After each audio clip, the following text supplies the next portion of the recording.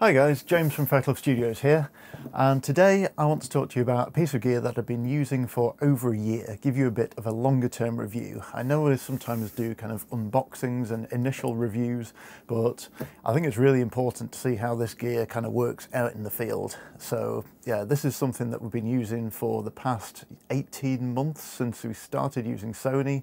It is the Sony FE35mm 2.8.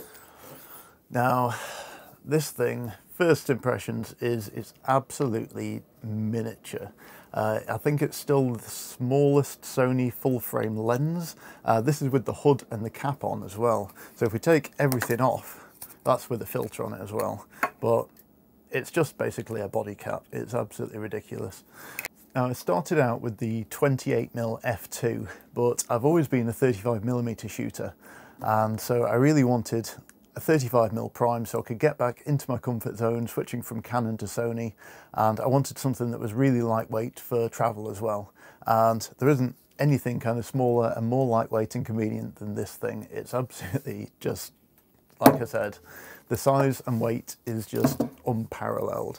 I'll show you the size on the Sony A7 body, just so you get a bit of a sense of scale. Again, that's with the hood on. I quite like using it with the hood on because it looks really, really discreet. It looks like you're shooting like a little Leica lens or something, and it doesn't look like you're using a professional camera at all. If you put a piece of tape across there, it's absolutely great for travel. It looks completely unobtrusive, and to be honest, it looks great for weddings as well. When we're doing kind of documentary reportage work, being able to sneak around in a crowd with this is absolutely great. The only limiting factor that I've found is f2.8 in winter, in size, dark venues for our professional work sometimes just isn't enough. So I've actually started using the f1.8 version, which is bigger, heavier, twice the price for our wedding work. But for travel, this has been absolutely incredible. It's been on a few trips with us in the past year. It's fantastic for photography. It's super sharp. It focuses instantly. Like, I couldn't ask for any more. In video, the video autofocus works absolutely brilliantly. It balances really nicely on a gimbal. It makes a really lightweight setup. If you're using kind of 35 and then you switch into Super 35 crop mode to make a 50, then you've got two lenses, one solution, job done. That is all you need, and that will fit in quite a big coat pocket. I don't put the plate on it most of the time. I just have it handheld. But yeah, in terms of physical features, it's a very simple lens. There are no switches, there are no dials, there is just the focus ring. The focus ring takes up probably about just under 50% of the real estate on the barrel here. So it's dead easy to manually focus. I usually just use my thumb like that, and there's loads of room and loads of grip, and yeah, I can't complain. It doesn't have the autofocus manual focus switch on it like the newer 35mm 1.8 version does, but I just program manual focus to the C3 button on the back here, so I can switch in that instead of on the lens. And it doesn't have the focus hold button that can be reprogrammed to other things as well. But when I'm just using this for kind of travel and personal things, I don't really care about that. If I'm using this for professional documentary work, then I might care about that a little bit more, but not to the point that it'd exclude me using it, because the situations where I want to use the smallest, lightest lens aren't the same as when I want to use kind of the biggest, fastest lens. It's a trade-off, but it is definitely kind of a case of it is what it is. Like I said, I started out using the 28mm f2, but I found I didn't quite get on with the focal length as much as I did with 35. I came from shooting Canon on a 35mm 1.4 before we switched to Sony, and yeah, I really know that focal length for documentary photography work, and I'm starting to know it for film as well. So it really made sense to me to be able to transition smoothly that I went to the focal length that I know the shot before I lift the camera to my eye. So there were two 35mm options available to me, native Sony. There was the big Distagon 35 1.4, which looks great, but there was some sample variation, a little bit of softness, going on in some of the ones I tried. It was also very expensive and very heavy, which is one of the reasons I came away from shooting Canon.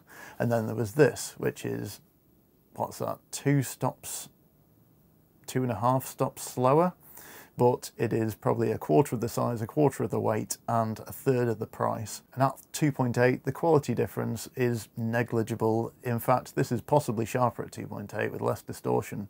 It is absolutely remarkable. I've produced some of my favourite photography work with this lens. It's let me get into some situations that I couldn't do with a bigger camera.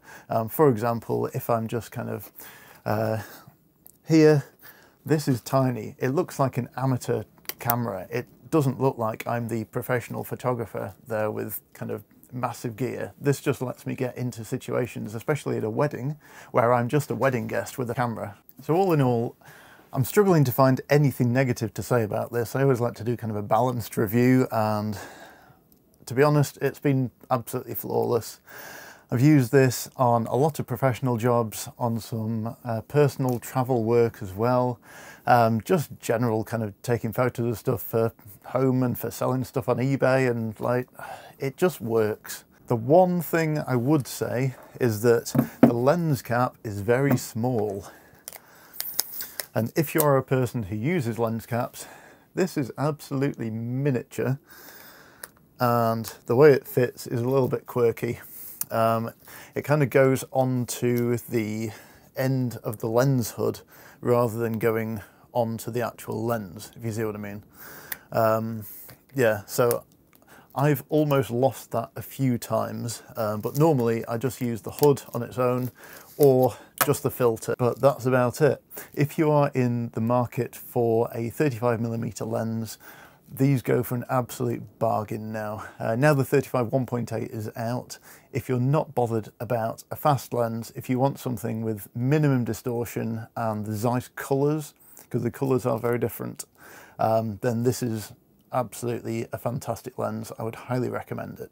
If you need something faster for professional work, if you really like that shallow depth of field look and need to focus really close, go for the 1.8, but you will be paying literally twice the price. So test them out first.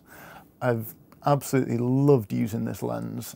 It goes with me everywhere. It is an absolute go-to, and I'm so glad I bought it. Absolutely brilliant. So thanks for watching, guys. I'll put a link to the spec down below, usually on an Amazon link, because the specs on there are good. If you like this video, give it a like. Don't forget to check out my other videos, and I'll see you next time. Bye.